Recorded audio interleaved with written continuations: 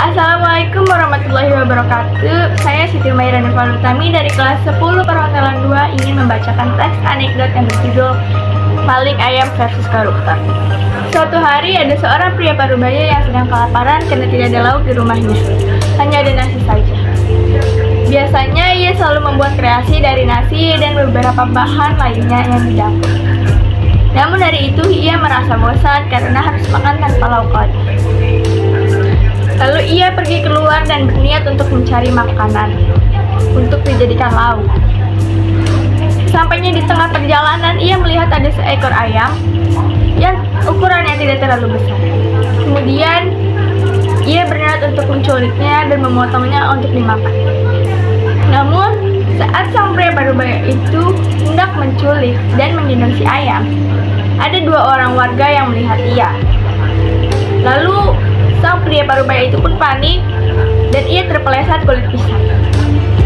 Dua orang warga tadi pun memanggil warga yang lain dan berteriak, "Maling, maling, maling ayam." Lalu warga yang lain pun datang dan memukuli sang pria parubaya itu sampai babak belur. Sesudah babak belur, sang pria parubaya itu pun dibawa ke kantor polisi dan dijatuhi hukuman selama 2 tahun penjara. Lalu sang pria parubaya itu pun protes, "Loh, kenapa saya harus dipenjara 2 tahun? Saya kan sudah dipukuli sampai babak belur. Dan lagian saya hanya merugikan sebesar 45.000. Bahkan bisa kurang dari harga segitu.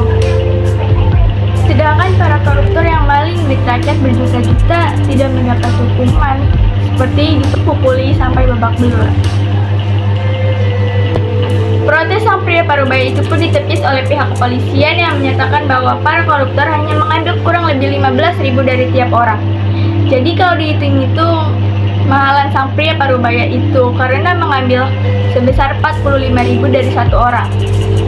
Sekian dari saya, kurang lebihnya mohon maaf. Wassalamualaikum warahmatullahi wabarakatuh.